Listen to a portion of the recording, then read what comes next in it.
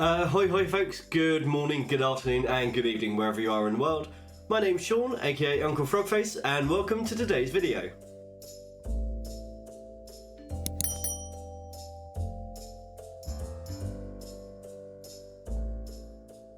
If you're new here, then welcome. If you're not new, then welcome back. Always a pleasure to see you. Today, we are going back to ScrawlrBox. So we've done our unboxing. Now we're going to use the supplies to do the Scrawler Challenge, which this month is between the Reef. So as you can guess, I'm going to be doing something aquatic.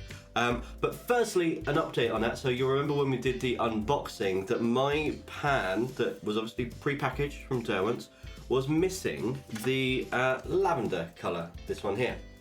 So an update for that, I have messaged ScrawlrBox and they are sending me out a replacement pan for that. It's not here yet, but that's fine. I will just make sure whatever we paint doesn't have lavender in it. But without further ado, let's turn the camera around so you can see actually what I'm painting and let's get into it. Okay, so here we are, and first thing we're doing is roll my sleeves up and then do a little bit of housekeeping. So, as I said, we haven't got the lavender yet, but we've got two blues, so that's absolutely fine for now. I know the lavender will come. I have pre-activated these with a dot of water on each one. I've also filled up the water brush that comes with it. Bearing in mind not to throw away this piece, which I have done before, and that's a nice little cap that we put on the brush. I'm going to put the swatch card out the way because it's not of huge use to me right now. I know what the colours are. So, there has been some talk in the Scrawler community about the fact that there was nothing to draw with this time. Obviously we've got our jelly roller, but there's nothing to kind of make line with. And I'm of the mind that most Scrawler boxes that we get contain a pencil of some kind in it. Most of us have got pencils. So today I will be drawing using my new favourite mechanical pencil, the Pentel Orange, which I reviewed, and if you want to see that review, it's just up here. But I really like this pencil, so I'm going to be using this today. Please don't crucify me for using something that's not in the box. I'm actually using this as a substitute for this. This is going away because if we look at the swatches that we did before, I have attempted drawing over the colours with this jelly roller, and it just picks up and smears the paint around at best. At worst, it does nothing. And it's not just this one. I tried it with this jelly roller. I also tried it with this Pilot G1 white pen as well. Doesn't work, doesn't work, doesn't work. So I'm not using this at all. That's just going to go to the side. So this is less of an addition and more of a substitution. I have been looking through the Scrawler zine, which is really informative. If you get a chance, have a read, but don't need that right now. And we also have the artwork of the month, and I really love this. I think there's so much detail in here, so I'm going to use this as my inspiration. And I think I might actually just paint one of my favourite sea creatures today. I have always loved seahorses. I don't know why, they just kind of speak to me. So today I'm going to do my version of a seahorse. So seahorses come in all different shapes and sizes, have all kind of crazy things on them. Sometimes they have spikes, sometimes they come in multiple colours. So I'm going to take a little bit from here and a little bit from here and mash it together to my own kind of seahorse. So I'm going to kind of get myself set up and probably look at some reference as well and then get sketching. So I'll see you in a second. Yes, sketching. This is actually one of my favourite things to do. So I cannot overestimate the importance of sketching and having good reference images while you're sketching as well. So whilst I was sketching this particular seahorse, which is no seahorse in particular, I had, how many pictures up? 7 different seahorse pictures up. Everyone had something a little bit unique and something that I wanted to take from. Some of them were just kind of a general feeling. But it's so important to have good reference. This pencil, as I said before, I absolutely love this pencil. So I've said in the past, I'm by no means an expert with watercolour, and I maintain that. However, I've been learning. I have actually been teaching myself how to use watercolours. I think it's a really important skill to be able to say, you know what, I'm not too good at this, so I'm going to go out of my way to learn. And I've been asking you guys for advice. I've been asking other artist friends for advice, and I've just been generally reading and looking at tutorials and things like that. So what I'm very keen to do here is get a good base sketch done.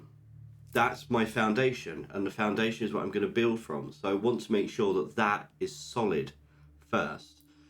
So I have my basic seahorse shape, and the thing that I'm adding to this one are these kind of corally spikes. So depending on where seahorses live, they have these different adaptations to camouflage. Lots of animals do this, but seahorses in particular look like a piece of the coral, particularly when they're wrapped around different pieces. So since it was between the reef was the prompt for this one, I thought I'd go for something a little bit more reef-like. And also reefs are very colourful, so I wanted to go for something particularly colourful as well. Wasn't a fan of the spike on the front, so I've just changed that, and that's, again, a really important lesson. If you don't like something, change it. It's your artwork. Why not?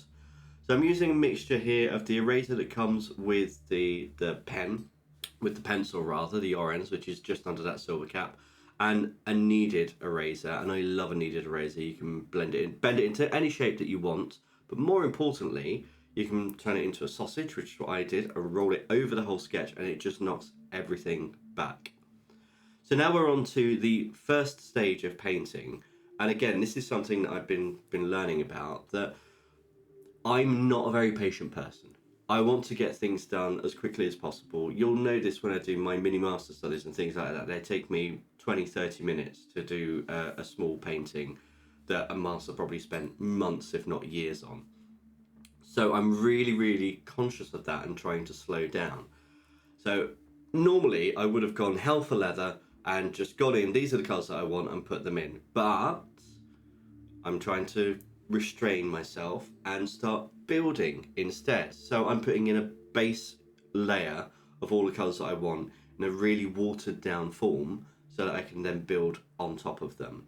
And you'll notice as well, or some of you might notice, some of you may not, but there's a slight transition. So when I put down a single colour, I'm actually waiting for that to dry completely, which obviously I've edited out, before I move on to the next colour so I don't get too much bleeding.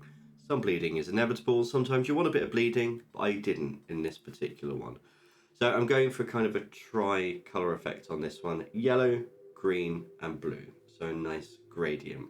So we've got the yellow in, we've got the green in, and now we're going to go in with the blue, and you can kind of see how it's almost creating that 3D shape around the seahorse. So you've got the light on the front, the mid-tone, the mid-value in the middle, and then the shadow value and colour on the back. And so far, I'm happy with how this is going.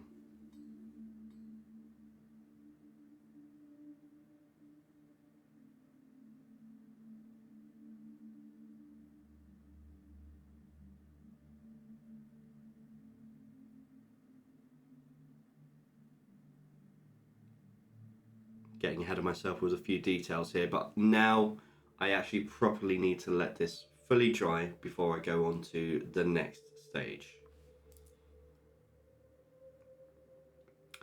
So now it's about building those colours. So I'm not watering down as much this time, and now I'm using a mixture of that peach and the yellow, and I'm building the yellow tones, and I'm going over both where the yellow and the green is, so it's kind of straddling that line, starting to do a bit of a blend.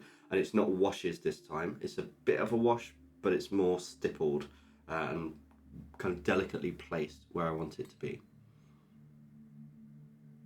This is really nice because you can start to pick out details as well. And the thing that I really like about this particular paint set is it's a gouache, or it behaves like a gouache. So you're able to go over other colours really nicely, and actually you can go over darker colours with lighter colours, which is very hard to do with watercolours. They're just kind of standard watercolours. So I'm very happy, and they're performing phenomenally well. One thing I'll say, you can see with the yellow, if they get too wet they start to go a little bit pasty, but actually that's not bad at all. That's a selling point of the paint rather than negative of the paint. They're handling this paper as well really well. The paper's handling the paint really well. It's not buckling at all, even when I was quite heavy with the water. So far, again, really happy with how this is going. We've done the yellows, we've done the greens, now we're coming in with the blues, and you can see that with less water the colour is more saturated, and it just means that you can pick out more details as you go through.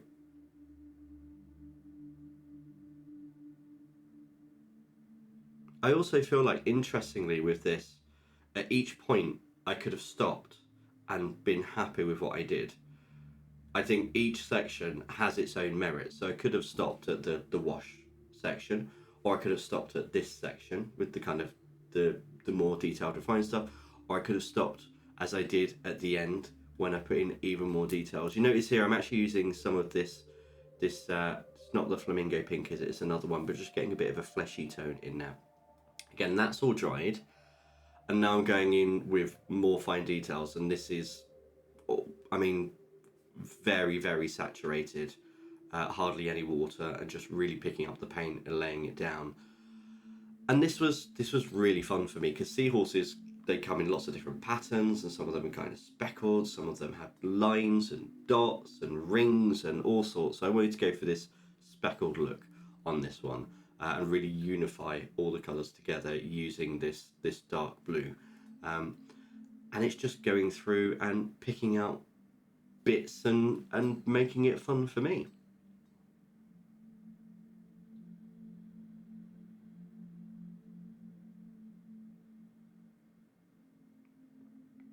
So we've got very small dots on the front, big dots on the back. What do you think we're going to have on the middle? Of course, we're going to have medium-sized dots as well. And this mimics what actually happens with animals in the wild. You have larger markings on the backs and smaller markings on the belly and the abdomen of animals. I felt like actually using just the blue kind of didn't give too much variation. I wanted a different tone in there as well, with more of the shadow. So I'm going in with some of this steel grey, just to add a bit of variety in the colour.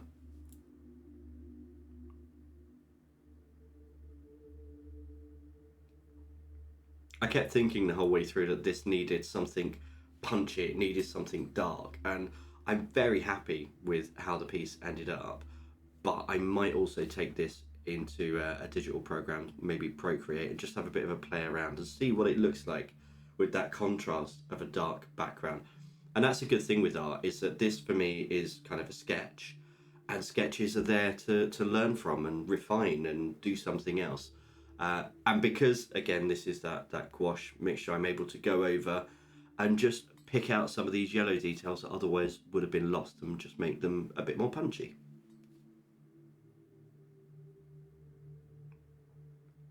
And in fact, we're almost at the end of this, so I'll let you enjoy the rest of this, and I'll catch you at the end.